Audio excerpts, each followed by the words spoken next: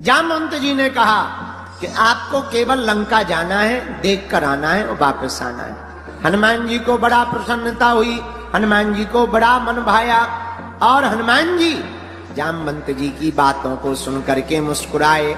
हनुमान जी ने कहा कि आपने हमसे कहा कि जाओ, जाकर के माता जानकी जी का पता लगा के आना, हम इतना ही करेंगे। जामवंत जी ने भी यही कहा, इतना करऊं तात तुम जाई, सीते देख कहां सुधाई। क्योंकि जामवंत जी को पता है इन्हें इतना काम बताएंगे, ये इतना करके आएंगे। एक हमारे हनुमान जी महाराज हैं जो थोक में ही काम करते। एक बात और यहां पर कितनी अद्भुत बात है, हनुमान जी हैं युवान, जामवंत जी हैं बूढ़े, और हमेशा युवानों को, बच्चों को अपने से बड़ों से ही सलाह लेनी चाहिए। हनुमान जी सलाह ले रहे हैं अपने से बड़ों से। एक बात हमें याद आई, एक लड़का की हमारा चेला था, उसका नाम था चंगीलाल। उस लड़का की शादी तय हुई तो लड़की का बाप नाराज था, बड़ी मुश्किल से माना। जब मान गया तो लड़की के बाप ने खबर भेजी, सुना अगर लड़का की शादी करनी है तो बारात में एक भी बूढ़ा आदमी नहीं आना चाहिए तो शादी होगी, वरना कैंसिल। समाज बैठी तो लोग बोले ऐसे कैसे हो सकता, बड़े लोग नहीं जाएंगे, फूफा नहीं जाएगा तो फूफा नाराज, मौसा नहीं जाएगा तो मौसा जी नाराज। लड़का बोला, फूफा जी तुम भले ही नाराज हो जाओ, पर तुम्हारे जाने के चक्कर में हमारी लुगाई और छूट जाएगी, शादी नहीं होगी, हम बर्बाद हो जाएंगे। एक काम करो, हम 10 बार पांव पड़ लेंगे, यही रहो। पर जो लड़का था उसका फूफा बड़ा तेज था, वो बोला शादी हो या ना हो, बारात जाएगी तो हम भी जाएंगे। तो कहा क्या किया जाए, क्या किया जाए। यहां से पत्र भेजा कि चिंता मत करो, एक भी बूढ़ा आदमी नहीं आएगा, तुम तैयारी करो, हम बारात लेके आ रहे। इधर लड़के ने आपस में विचार किया, लड़कों ने सब जवान थे, बोले एक ही तो जाने फूफा जी, एक काम करो, जीप में पीछे बैठा दो, ऊपर से कपड़ा धर दो, जब शादी हो जाएगी तब निकाल लेंगे, शरबत मिर्चवानी और रसगुल्ला वहीं भेज देंगे गाड़ी में। कहा ये बहुत बढ़िया उपाय, ये बढ़िया उपाय है। बात भी बन गई, फूफा जी भी नाराज नहीं, काम भी। जैसे ही यहां से बारात पहुंची तो लड़की के बाप ने फिर से संदेशा भेजा, सुना हम शादी करने को तो तैयार हैं, पर एक और हमारी शर्त है। लड़के ने कहा क्या शर्त है? बोले हमारे गांव के बगल में जो नदी बह रही है, इसमें पानी की जगह अगर दूध की धार बहवाओ तो शादी हो। लड़के बोले ले अब हो गया करा, बड़ी आफत है, अब तो लगता है ये सब नौटंकी कर रहे हैं, शादी वादी होनी नहीं है, चलो वापस चलते हैं। जैसे ही वापस जाने के लिए कहा तो एक लड़का बोला चल तो रही है, फूफा जी काय को मर जावे, इन्हें और निकाल लो। कपड़ा हटाया, फूफा जी को निकाला, चलो फूफा जी वापस। क्या हुआ, शादी कैंसिल हो गई। बोले क्यों? तो लड़के बोले लड़की के पिता ने कहा कि हमारे गांव में जो पानी की नदी बह रही, अगर वहां दूध की नदी बहवा दे तो ही शादी होगी, नहीं तो कैंसिल है। फूफा जी बोले छोटी छोटी बातों पे बारात वापस ले जाते हैं, ये छोटी बात है, रुको खबर भेजो। लड़के बोले छोटी बात है, इतना दूध की व्यवस्था होगी कहां से?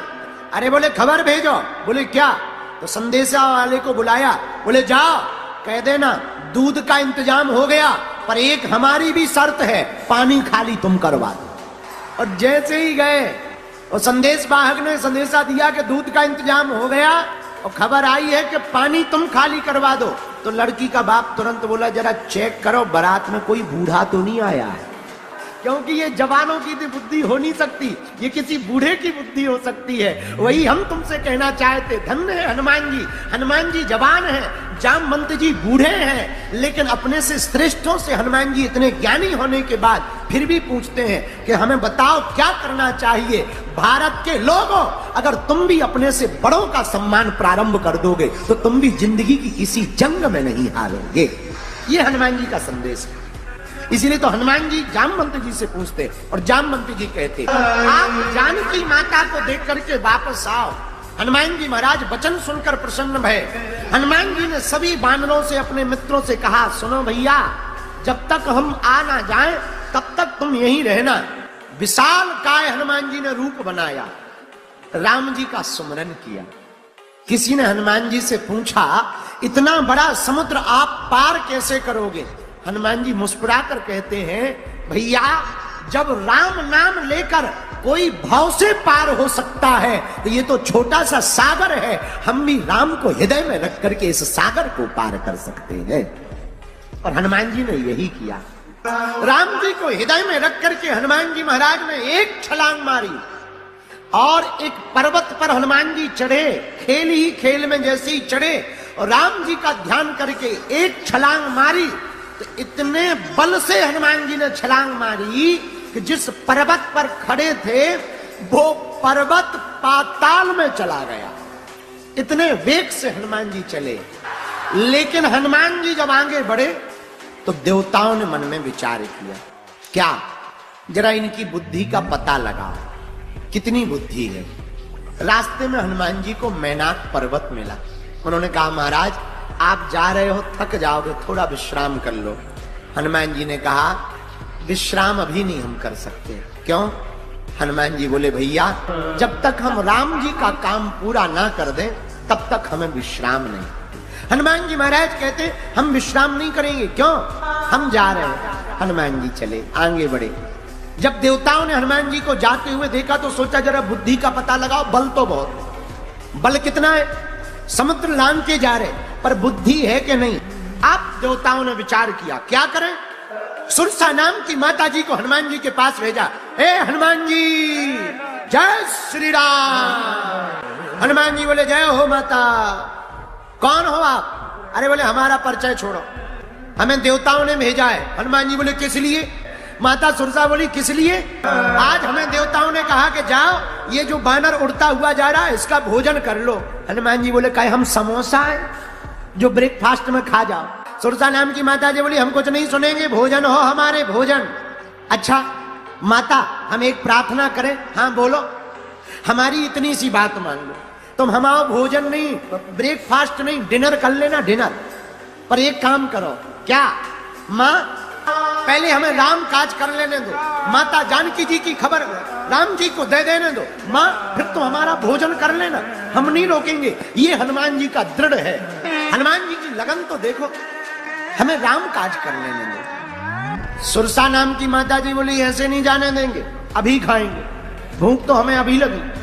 तुरंत सुरसा नाम की माता जी ने अपना मुंह बढ़ाया, उसने 4 कोस में अपना मुंह फैला लिया। सुरसा ने हनुमान जी ने भारी बड़ा मुंह देखा।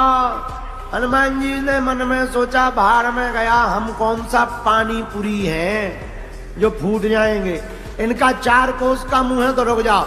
हनुमान जी ने शरीर का आकार डबल कर लिया। ले अब विचार करो, लड्डू हो इतना बड़ा, मुंह हो इतना सा, 2 ही रास्ते हैं, या तो मुंह को बड़ा करो या लड्डू को फोड़ो। हनुमान जी ने सोचा कि हम जब इनसे डबल हो जाएंगे तो ये फोड़ तो पाएंगे नहीं। लेकिन जैसे ही डबल शरीर हनुमान जी का सुरसा माता ने देखा, 16 योजन का मुख कर लिया सुरसा ने, तो हनुमान जी भी नहीं रुके। हनुमान जी 32 के हो गए। 32 योजन का शरीर हनुमान जी ने बनाया। भैया सुरसा से नहीं रहा गया। जैसे जैसे सुरसा मुंह बढ़ाए, हनुमान जी शरीर बढ़ा ले में। सुरसा ने सीधी छलांग मारी, 100 योजन का मुख कर लिया भैया सुरसा ने। हनुमान जी ने सोचा, इसने 100 योजन का किया, अगर हमने 200 का कर लिया तो नाक राम जी के पास पहुंचेगी, कान जानकी माता के पास पहुंच जाएंगे, मामला बिगड़ जाएगा। हनुमान जी महाराज ने यहीं पर बुद्धि का प्रयोग किया। 100 योजन के मुख को जैसे ही देखा, सोई एकदम छोटे से हनुमान जी बन गए। और जैसे ही छोटे से बने तो तुरंत सुरसा के मुंह में घुस गए, प्रवेश कर गए। चेक किया लीवर ठीक है कि नहीं, फेफड़ा सुरसा के ठीक कर रहे कि काम कर रहे कि नहीं कर रहे, लंग्स बढ़िया है कि नहीं है। एक एक हनुमान जी ने चेक किया। तो एक आदमी बोला, महाराज जब वो मुंह में गए थे तब सुरसा ने मुंह नहीं बंद किया, मुंह बंद कर लेती उसका काम हो जाता। हमने कहा, ठटरी के भरे, छोटा दरवाजा जल्दी बंद हो जाता है, बड़ा दरवाजा बंद करने में बड़ी देर लगती है।